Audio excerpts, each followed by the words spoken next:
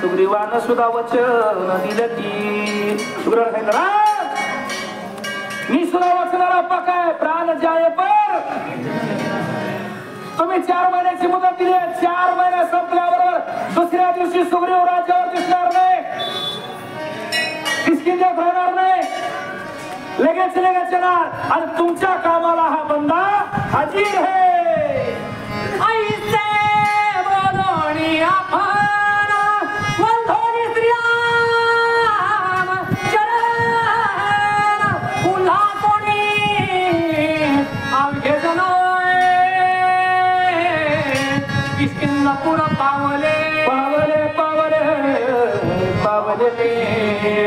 सुग्रीवाला तर लय आनंद झाला की तो कसा झाला तुम्ही आपलं तपासा की सगळं कशाला तुम्हाला उडं करून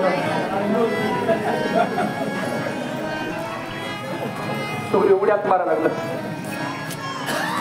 बरं झालं म्हणला कळालं सगळे समजनेवाले खूप इशारा कापी आहे सुग्रीवाला बरं झालं सुग्रीव उड्या मारा लागला वानर उड्या मारा लागले आनंदात किसकिंद्यात वानरांचा प्रवेश श्रीराम उधरिला वाळी राजे साठीला सुग्रीव बळी कीर्ती झाली पिठीने टाळ श्रीरा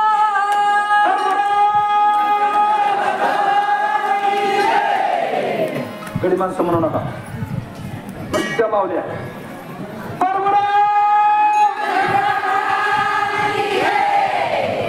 पुढच्यात म्हणल्या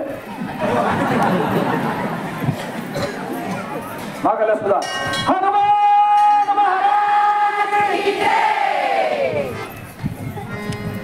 उगा कशाला प्रचिती करू तुमची वानराने टाळी वाजविली टाळी वाजवावी गुढी उभारावी वाटही चालावी पंढरीची वाटही चालावी पंढरीची आधी टाळी वाजवायची सब करताना कधी बी टाळी वाजवायची टाळी वाजविल्यावर अटॅकचा झटका येत नाही सत्य घट नाही टाळी वाजवा अटॅक येत नाही देवाचं नाव मुखातून घ्या काही बाधा होत नाही त्याच्यामुळं टाळी साधू संतांनी काय सांगितलंय टाळी आधी वाजवा हातानं टाळी मुखानं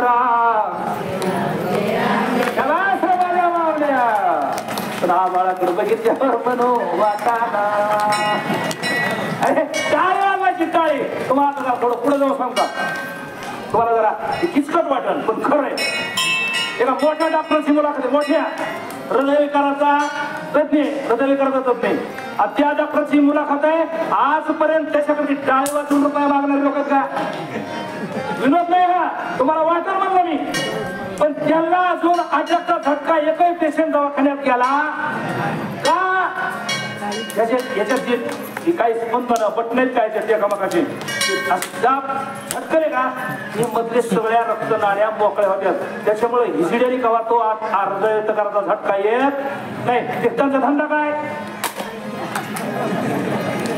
हा सगळ्या तुम्ही तसं करू नका पण असं म्हण श्रीराम जय राम जय राम असं म्हणायला काय बस येते का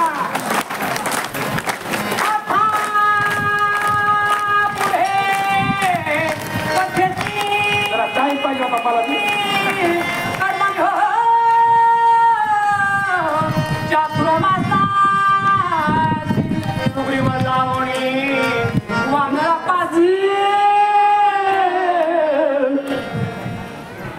काय झालं कळना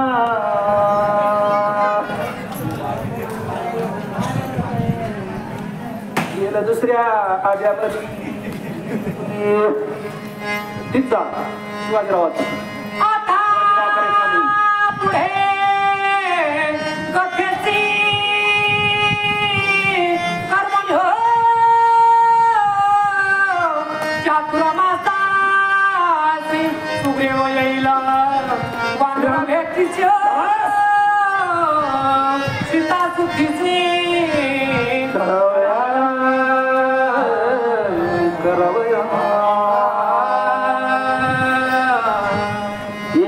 साधू आणि देव परोपकार करणारी दोनच माणसं आहेत. संत उदार उदार धरले आनंद एक संत. विटेवरी ज्याची पाऊले समान तोच एक दान. दोनच व्यक्ती उदार आहेत. नाहीतर आपलं कसं आहे, आपल्याकडे एखादं मदत मागायला आलं का ते म्हणते आधी आमचं काम कर, आधी आमचं काम आणि पुन्हा तुमचं. देवानं कसं केलं बघा, आधी भक्ताचं आणि पुन्हा आपलं. 4 महिने संपल्यानंतर सुग्रीव येणार, पुढचं सांगितलं एवढमध्ये नातानी हे की नाही. 4 महिने संपल्यावर येणार, रामाच्या कामात तन मन आधी धन अर्पण करणार. आणि रामाचं दिलेला शब्द त्याची तरी गावातच होती, रामानं हुडकून दिली. रामाचा तर पत्ताच नाही, कुठे म्हणून कोणा माहितीये. रावणाला नेली पण कुठे गेली पता आहे का, पळवून नेली. मुंबई ठुली का, कलकत्ता ठुली का, मद्रास ठुली का, दिल्लीला ठुली का, हैदराबाद ठुली, कुणाला माहितीये. ही हुडकायची आहे. पण सुग्रीवानं सर्व शक्तीपणाला लावून रामाच्या बायकोचा शोध लावला नाही. त्याने सांगितलं महिन्याच्या आधी जर वानर एखादं रिकाम आलं का, रिकाम सीतेचा शोध नाही घेता पहिली चप्पी गेली जाईल, त्याच्यावर सिंदूर घातला जाईल, पाठ काढले जाते, गाडवर बसलेलं जाईल, शिमग्याचा मंत्र पुन्हा सुरू, सगळे पोरं चिकून घेऊन शेण घेऊन माग.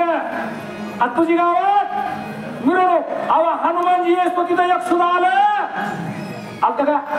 हनुमानजी पुढं, हनुमानजी जे काम केलंय का हे पुढं. त्याच्यासाठी जे ओके काम आहे का ते काम केल्यावरच माणसानं पुढं थोबाड. आपलं कसं नाही झालं काय करता मागपणी काम सांगा केंद्र तोंडाचं माघार येते काय तिथे नव्हतं तर हुडकायचं. आलं बघा काही सुग्रीव बोलला रिकाम्या हाताने परत येणार नाही.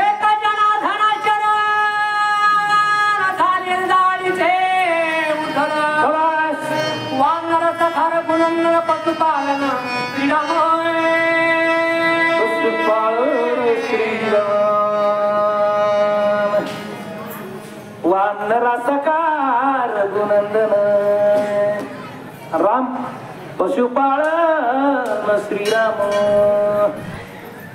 इथं कवा बी सांगतो बघा, रामाची बायको शोधायला एक सुद्धा माणूस गेलं नाही.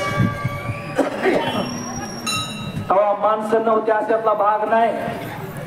जे रामाच्या जोड होते ती कालिका नकट्या नाकाची, काय नाव तिचं, शूर्पणखेचं लक्ष्मणानं नाक कापलं, बाकीचे म्हणले आता गाव पेटलं. मग भागदेवाले की सगळे पळून गेले. रामाला माणसाने सहकार्य, आज माळीवाले होते, ऋषी होते, जपी होते, संन्यासी होते, सगळ्यांनी देवाला सोडलं. पण ज्याला काहीच कळत नव्हतं तर त्याने देवाला धरलं. पुन्हा हनुमंत पाय केले, मनोहरी देखील रामचरण. आणि यांनी रामाची बायको शोधून दिली. जर आपल्यातले 5-50 माणसं जर रामाची बायको शोधायला लंकेत पाठविले असते, हे फक्त सोन्याच्या भीतीचं काहीच बसले असते, रामाच्या बायकोचं पुन्हा बघू बोलले असते. या चौकटीचं किती निघता येते बघा. आणि त्याच्यामुळे तुकाराम महाराज म्हणले एजोनिया जन भक्ती करा. आद्या संपला. आजच्या पंक्तीचे यजमान गारवा